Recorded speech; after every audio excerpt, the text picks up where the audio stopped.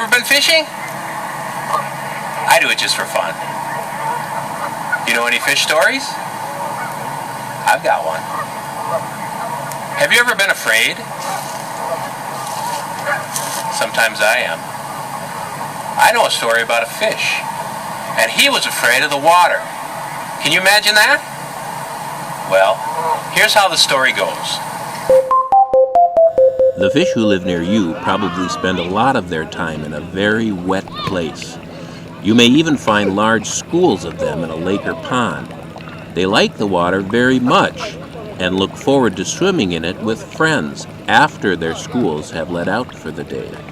The only fish that you could not find swimming among the others would be Filbert. Filbert had a very unusual problem. It was unusual for a fish, that is. Filbert was afraid of the water. He lived by himself on a little island in the middle of Lake Puddlesworth and never went near its wet waters. Filbert often looked out over the waters of Lake Puddlesworth from the bedroom window of his little house. Each morning he watched as daylight danced across the waves, and each evening he waited for the sun's setting colors to melt into the distant ripples. The waters of Lake Puddlesworth looked so pleasant, but seemed so mysterious. Filbert did not know what lay beneath them. Filbert also did not know how to swim, and the things that Filbert did not know made him very fearful. This was how Filbert became afraid of the water. On some nights, after the sun had melted into the distant ripples of Lake Puddlesworth, Filbert would lay in his bed, dreaming about his fears and fearing his dreams. He often dreamed he was learning to swim so that he could see things beyond his little island home. Poor Filbert. He would splash about wildly in his dreams as water went up his nose and into his eyes and mouth. He would wake up in the middle of these dreams and waddle out quickly to dry himself on a towel. Filbert soon became afraid to go to bed without a bathing suit and towel. One day, as Filbert sat looking out his bedroom window at Lake Puddlesworth, he saw something unusual. It seemed unusual to Filbert, that is. A fish, much like Filbert, had jumped out of the water.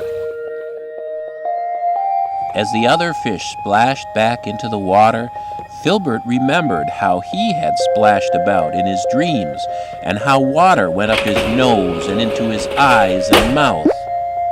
So he grabbed a towel and waddled down to the beach to dry off the poor fish. When the other fish did not come out of the water, Filbert waddled back quickly to his little house for his bathing suit, face mask, snorkel, and flippers. And before he could think about what he was doing, Filbert had jumped into the water to save the other fish. It was not until after he had jumped into the water that Filbert remembered he was afraid of the water. Filbert began to splash about wildly as if he was in a bad dream. Suddenly, he had a funny feeling.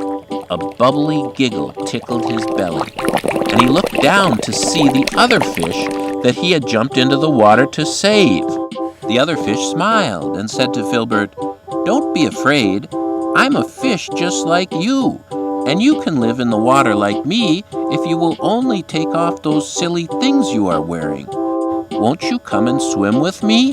Filbert began to think about what the other fish was saying. He knew that the other fish was just like him. This is why Filbert had jumped into the water to save it. And now that Filbert had actually jumped into the water, he knew what it was really like. Because Filbert was only afraid of things he didn't know, he didn't have to be afraid of these things anymore. Filbert stopped splashing about in the water. He was feeling very silly in his swimsuit, face mask, snorkel, and flippers, so he took them off and swam over to join the other fish. Together, Filbert and the other fish swam away through the waters of Lake Puddlesworth and became good friends. So that's the story of the fish who was afraid of the water. Bye-bye.